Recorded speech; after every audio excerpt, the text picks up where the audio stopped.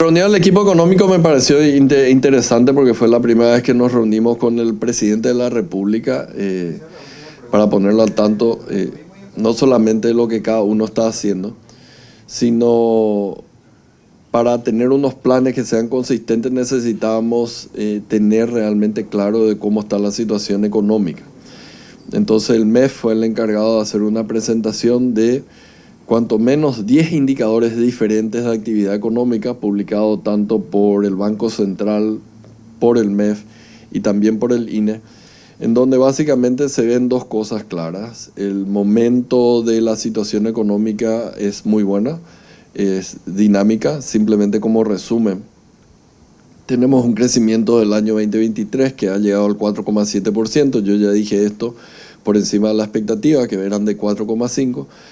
Y en el más corto plazo, incluso el número de enero que ha salido recientemente publicado por el Banco Central del Paraguay, también habla de un crecimiento del 5,5% interanual para el indicador de actividad económica. Aparte de eso, existen otros indicadores que son, por ejemplo, la cuestión del consumo publicado por el Banco Central, la cuestión de los indicadores de confianza del consumidor que se siguen manteniendo en terreno positivo. Tenemos igualmente las recaudaciones tributarias, que si bien hay una parte que deriva de un mejor control, de un aumento de la recaudación por mayor eficiencia, también refleja una mayor actividad económica. Tenemos los créditos que están creciendo en 2 dígitos, 10 y 12% respectivamente, los créditos en moneda nacional y en moneda extranjera. Por tanto, son diversos indicadores que estuvimos analizando en conjunto. El empleo finalmente, que ya habíamos hablado anteriormente.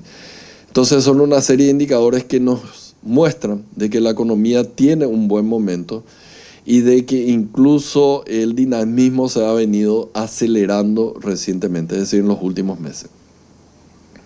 No es garantía para el futuro, pero como existe mucha inercia en el dinamismo económico, creemos de que por lo menos para el primer semestre vamos a tener un muy buen dinamismo económico, pero eso después hay que ayudarlo con una serie de políticas públicas y estuvimos discutiendo algunas ideas que tenemos.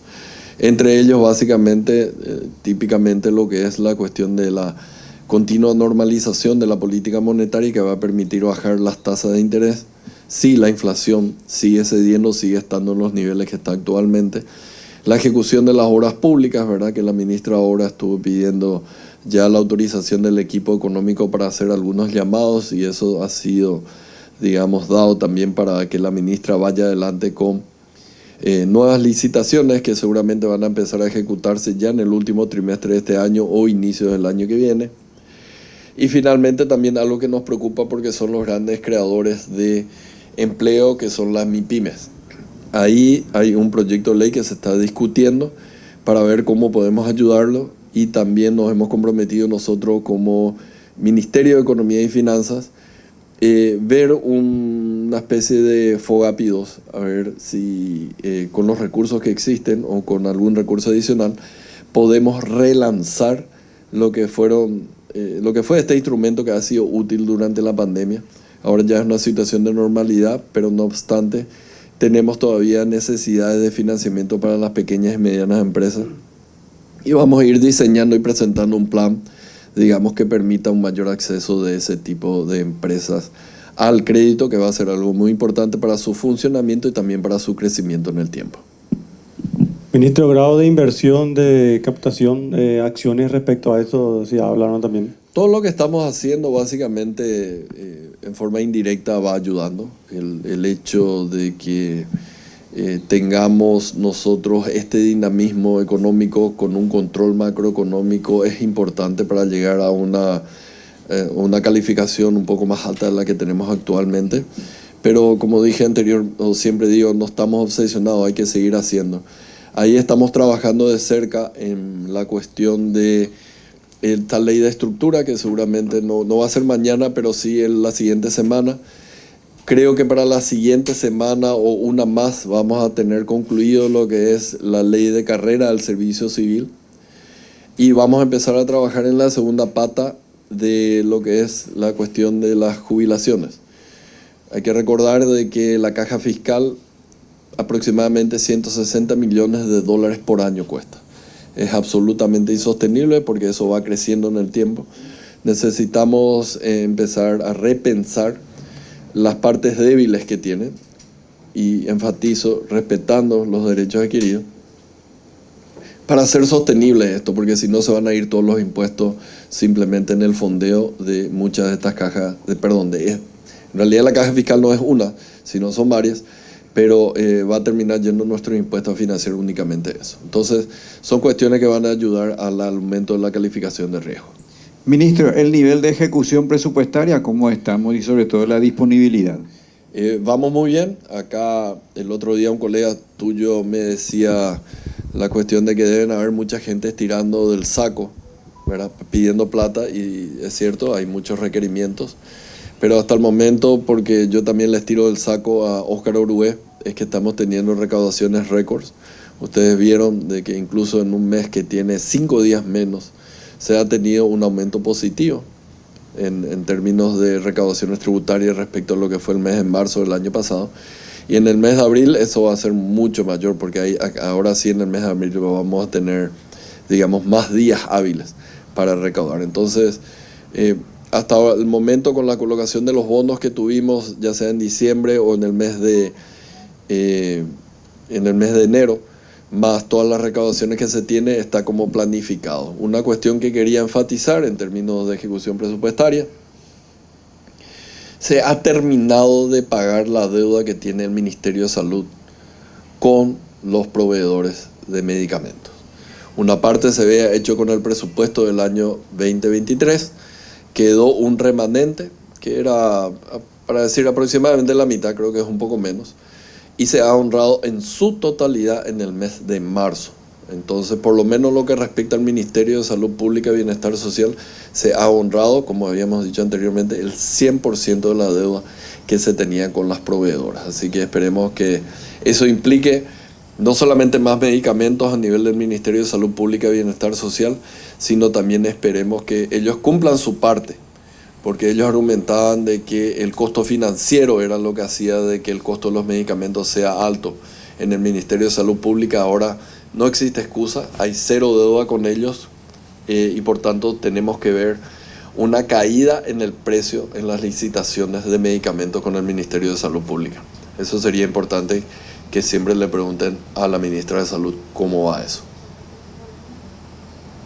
Ministro, aprovechando también la oportunidad, decía que estaba presente el presidente de la República. ¿Pudieron hablar acerca de lo que refiere a Itaipú, la tarifa, estos datos que se dan desde Brasil, y sobre todo también lo que refiere en materia de hidrovía? ¿Eso estuvo en discusión en el equipo económico? No, la cuestión de Itaipú siempre la tratamos, que tenemos reunión del Consejo con el presidente de la República, pero seguimos nosotros dialogando. Como yo había manifestado a un colega tuyo el día de ayer, el acuerdo temporal con respecto al funcionamiento de Itaipú terminó el 31 de marzo. Tenemos que ver si eso va a continuar o no, ¿verdad?, para permitir el funcionamiento normal de la represa, pero se sigue negociando con la gente de Brasil. Ellos tienen una visión, nosotros tenemos una visión un poco diferente, y veamos cuando lleguemos a un acuerdo con ellos. La cuestión de la hidrovía, o sea, nosotros siempre hemos sido razonables en el sentido de que sí, probablemente se tenga que pagar como se paga un peaje en las rutas. Eso nunca dijimos que la hidrovía iba a ser gratis, iba a continuar siendo. Creo que tiene derecho la Argentina, como también el Paraguay, que muchas veces yo tengo que quitar de fondos locales para hacer un mantenimiento en la hidrovía, y eso evidentemente el que usa debería usar, o debería ayudar a amortizar esos costos. Ahora bien, lo que no se puede hacer, que era nuestra posición, es tomar una posición unilateral, en el sentido de que Paraguay por su lado pone un peaje, o Argentina por su parte pone otro peaje, porque hay un tratado internacional que implican 5 países, ¿verdad? Bolivia, Brasil, Paraguay, Uruguay y Argentina, y de que se tiene que tener un acuerdo de todas las partes de que se puede cobrar el peaje y cómo se va a establecer ese peaje.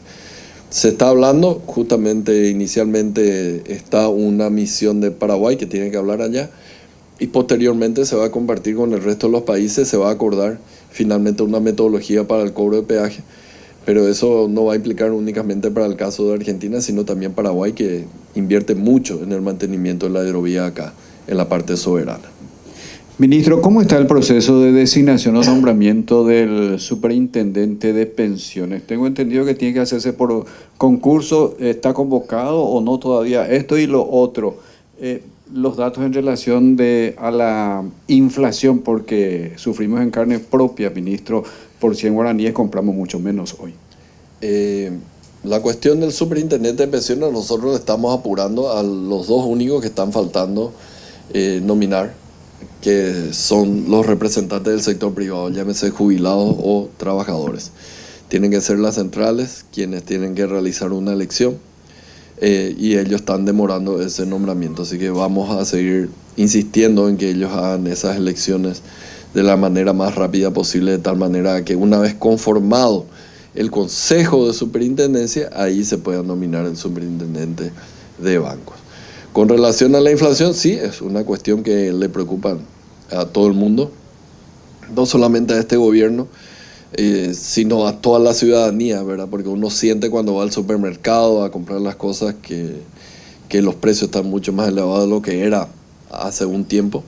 Sin embargo, de acuerdo a las mediciones que se tienen del Banco Central, una inflación que en su momento llegó a ser casi el 12% en términos generales, pero casi 20% en términos de alimentos, que es lo que más nos golpea a nosotros el bolsillo, ahora está mucho menor. Creo que están saliendo con el último dato de inflación el día 3, que asumo que es mañana, y ahí vamos a ver cómo viene la inflación. Pero de todas maneras, hay una sensación por la inflación acumulada que se tuvieron en los últimos meses, digamos, a partir del año 2021 y todo el 2022. Y bueno, el Banco Central va a tener que hacer su función de tal manera, tal vez no a que se reduzcan nuevamente los precios, pero que paren por lo menos de subir. Ministro, históricamente en nuestro país son tres temas sensibles: el hecho de educación, salud y seguridad. La salud creo que tiene una noticia positiva, así como mencionó usted. En cuanto a la seguridad, los fondos requeridos para la Policía Nacional, ¿esos fondos van a estar disponibles y para cuándo? Porque decía el propio comandante que hoy no tiene nada que ver la policía, por ejemplo, para las tobilleras, en caso de restricción. Ajá. ¿Los fondos están asegurados o van a estar asegurados para la seguridad? Los fondos van a estar asegurados, hay muchos fondos que van a ser invertidos en esa cuestión de seguridad. Tenemos que empezar a ejecutar y ser mucho más eficientes en eso seguramente, pero sí, los fondos, como le digo a todos, o sea, el día que les falte fondo, entonces avísenme. Pero hasta ahora, por lo menos yo, con las recaudaciones que tenemos, con los diferentes fondos que tenemos, ¿verdad?, que vienen de Yacyretá, no tanto, pero sí de Itaipú, y con los bonos que estuvimos colocando, están como para fondear todos los programas que se tenían en las cuestiones de salud, educación, seguridad y de asistencia social, que en este caso fue Tecoporá, ¿verdad?, que aumentamos en 25%. Muchas gracias, señores.